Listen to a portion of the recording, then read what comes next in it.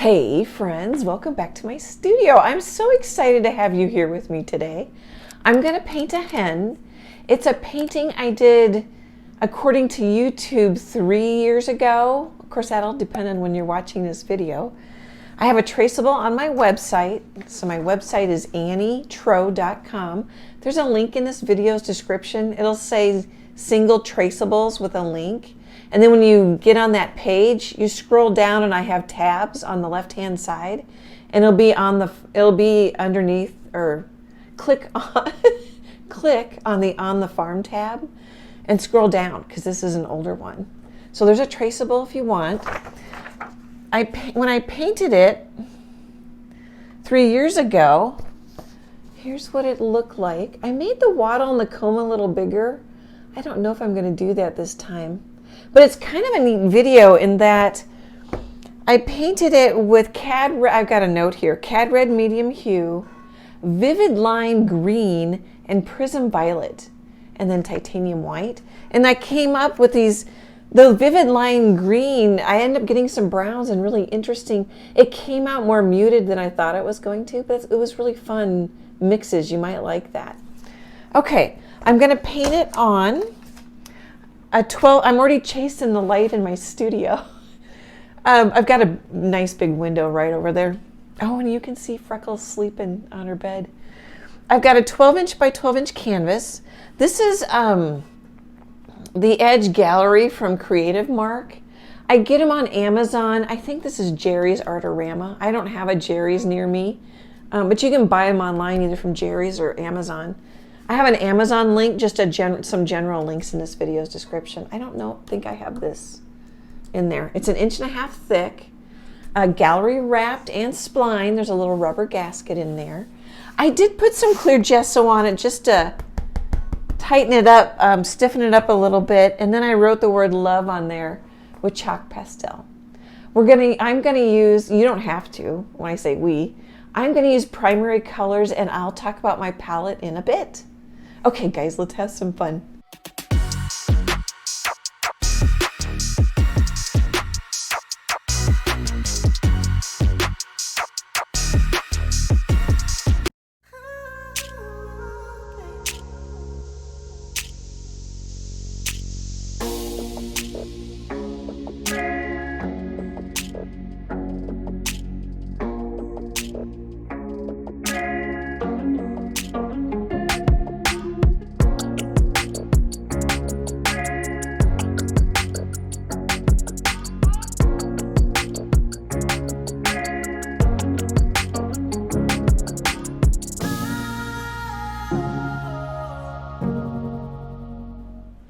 Okay, let's chat for a minute. The sun's gone down, so it should look a lot better on the video. I used a #1 flat brush from Blick Art Materials. It came in a pack of 3. They're really cheap. I like them. Cheap is good. Saves money. It is a little stiffer brush, so it'll leave brush marks, like maybe you can see right there, which I don't mind. Just adds a little more there. Adds a little more texture. Let's see. So basically light at the top, dark at the bottom. Put in, while I was mixing my green color, so let's do this. The green color is quite a bit of yellow, a little bit of phthalo blue, and a decent amount of quinacridone, and I think I even put a little black in it. And I really like it. It's kind of an olive green. And when I was mixing that with some white, I'm looking for the brush, I would just dip the corner of the brush just barely and put a little phthalo blue in there. There's some phthalo blue right here, but it's gonna get pretty much covered up just from the rooster. And then I did the same thing with a little quinacridone. And then I came back with some green over the quinacridone, just to dull it down. But yeah, since my colors here, let me show you. Since my colors are transparent, Mars Black isn't, and Titanium White isn't. Actually, the Phthalo Blue isn't. So they're all basics. There's Phthalo Blue, but the yellow is transparent. Excuse me. The quinacridone is transparent, so it sometimes just needs a couple coats. Adding a little black or white to it will make it more opaque if you want to go that route. So Cad Yellow Medium Hue, Quinacridone Magenta, Phthalo Blue, Mars Black, and Titanium White. And then I had printed out the reference photo 12 by 12. I had it already in my computer from the painting 3 years ago where I had the background out of it. I don't remember why I did that. But I just printed it out to size and traced it. Oh, scribbled on the back of it with chalk pastel and then traced it.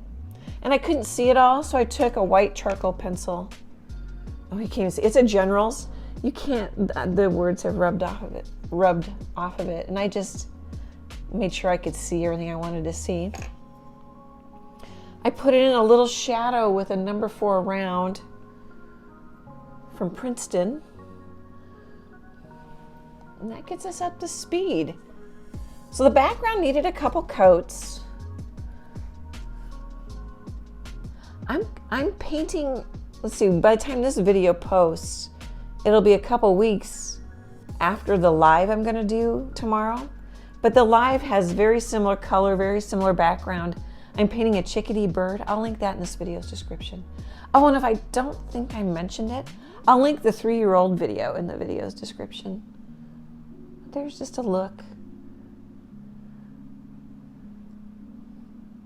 I just have this darker, oh, it's not black, but really dark area. It looks more black on the video. I don't know, just to help anchor things, just playing around a little bit. Okay, hopefully some of those comments help. I'll be back in a bit.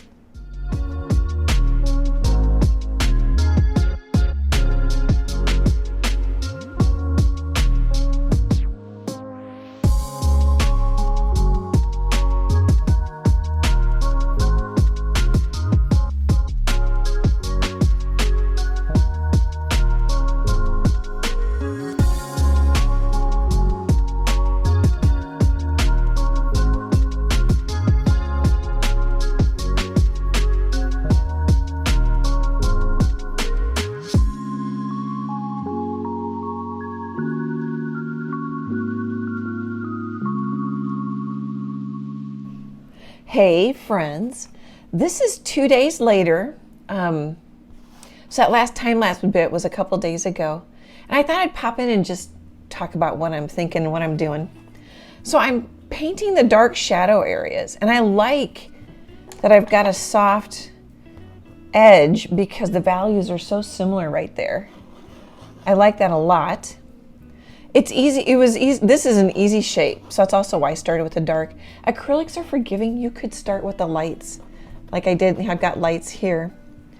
I mixed Quinacridone Magenta with some Phthalo Blue green shade and made a really, I think a little black too, and made a dark, dark, dark purple. And I also put some brown in there. Other than that, I think that gets us up to speed. I made a brown, and then I made a rustier orange brown, because I think that'll work great for the hen. We'll do a little quick tour.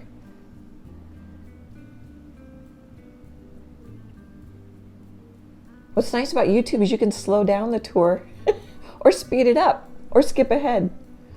Okay guys, I'll be back in a bit.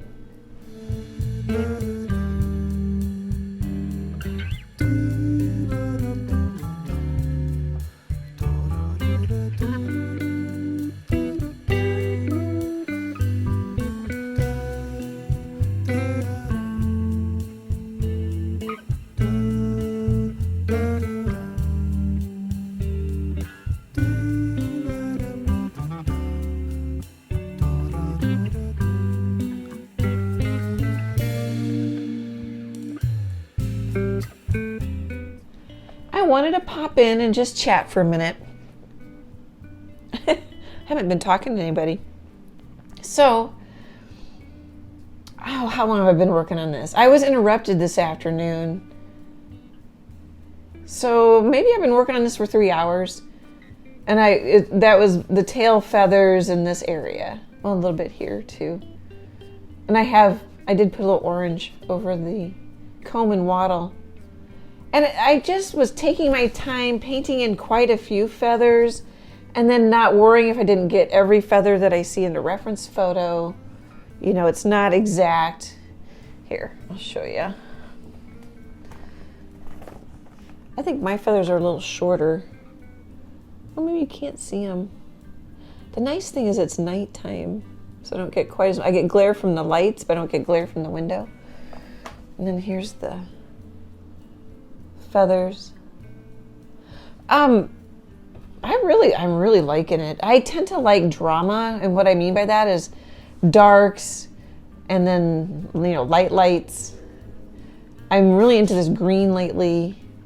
I think I like that this is sort of a blue purple foot. This one's warmer. The sun's coming from,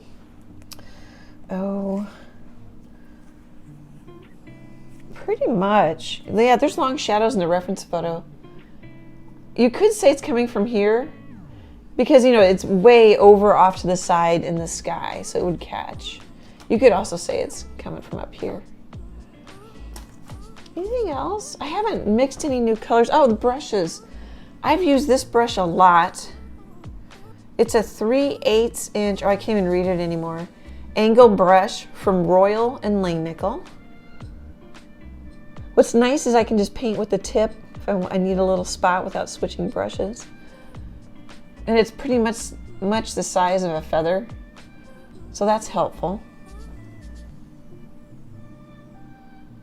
I have used this little, it's a 0, little round brush. It's the Zen line from Royal and Langnickel, and this number 4 round from Princeton, which needs a little reshaping. But the little number 0, the silver one, is splitting, so it's not holding a point even when I get paint on it. So I haven't used this one very much. But sometimes it's kind of nice if you're skinnying, making thinner a line. Because I'll make a fat line and then I'll come back and make it skinnier. But you can do it with this brush too. Okay, I think that gets us up to speed. Mostly I wanted to let you know how long I've been working on this. It's a little tough to know because I did take a break this afternoon. Oh, here, maybe we should do a little tour. Oh, the other thing too, maybe it might be helpful. I'm working back, like these feathers are in the back, and then these feathers are on top of this one, and then these feathers are on top of these. And so I put one layer of this in. I'm going to put more on here and probably lighten it up. But this is underneath these. So and then these are underneath these. So I'm working pretty much back to front. I think I've mentioned that before, like the legs are underneath the feathers. Okay, we'll do a little tour. I haven't really decided if the eye is done. And a lot of times the comb and wattle is done and I keep messing with it just because the painting isn't done. But see, even in the shadow I've got some changes in value just a little bit and some change in the color. The feet are always fun. I think roosters are fun. They look kind of, or actually this is a hen, I believe. They look prehistoric to me.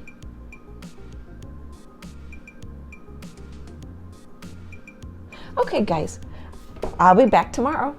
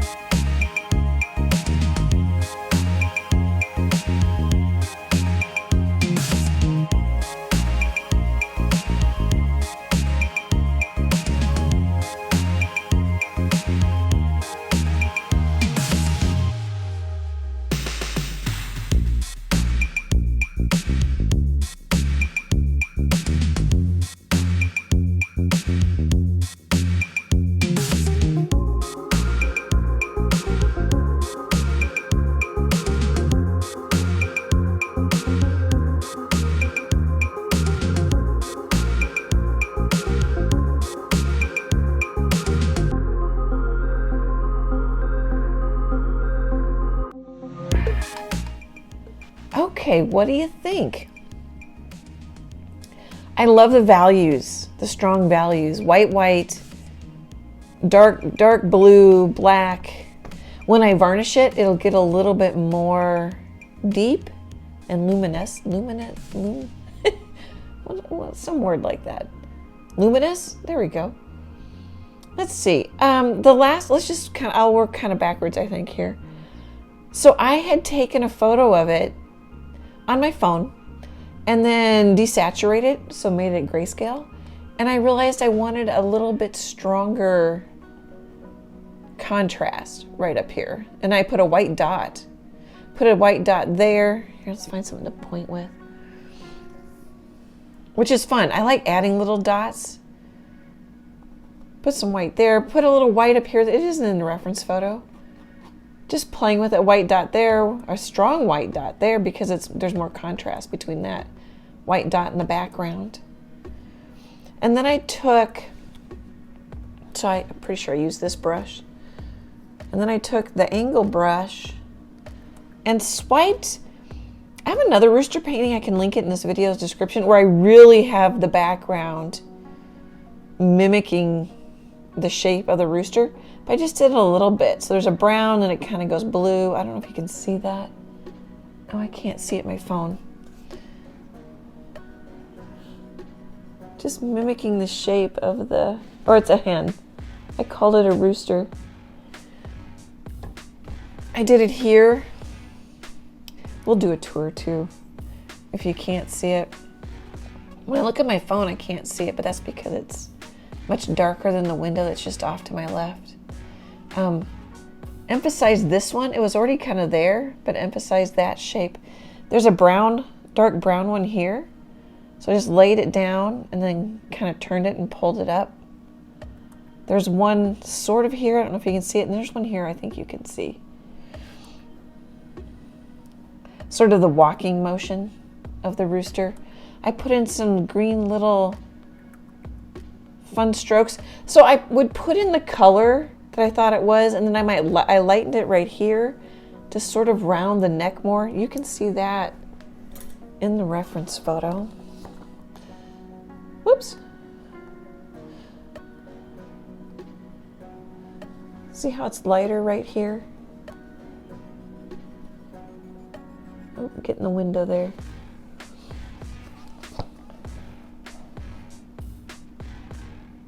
I just kept playing with it. I wanted to talk about some feathers and then not talk about sort of the fluffy ones. I could have put more detail in these feathers, right in this area, but I didn't. But I did put some bright yellow, well, not pretty bright yellow marks, which I think are fun. Sometimes I think that's more fun than in getting every detail.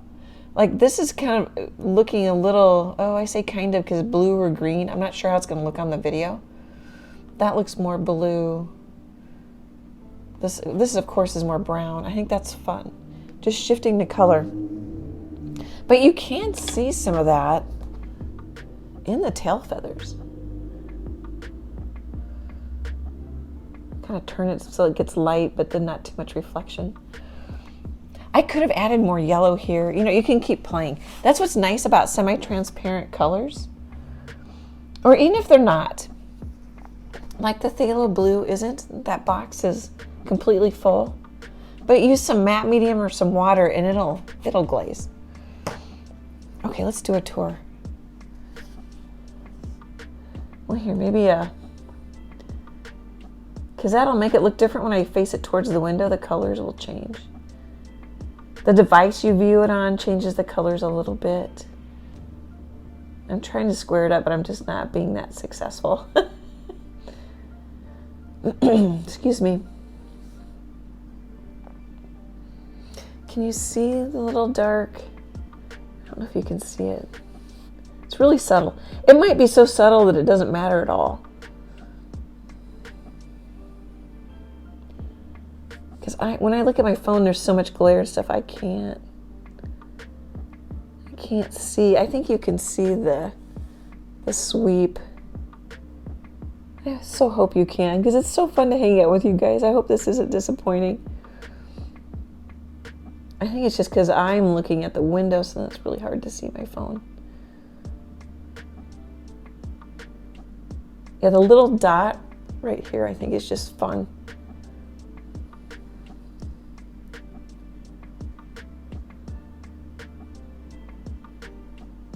So as I mentioned earlier, I'll link, this has a traceable. It's under single traceables on my website, or under single traceables in this video's description. And then when you get to that page, you just scroll down and go to the On the Farm tab. And then probably scroll down again. The first video I did with this reference photo is about 3 years old, I believe. I think that'll be fun to compare. You can paint something a bunch of different ways. I could even get looser. You could splatter. You could do a lot of fun things. I could palette knife this. This is fairly loose. I could palette knife the feathers. I did that recently in a chickadee painting. It was a live stream, just probably a week or so ago. So no matter when you're watching this, it'd be a week or two ago in time. Or if you need the link, just let me know. Okay, guys, let me know if you like it. I like the blues. A little bit of blue here, really dark blue. A little bit of blue-gray there. I think that's fun. I like that this one's warmer. I know I've talked about that before. Okay, guys. Thanks for hanging out with me. It's so fun when you guys come to work with me. I just love it. I love connecting with you. Super appreciate the support. Great big happy art hugs, and I hope to chat with you soon. Bye, guys.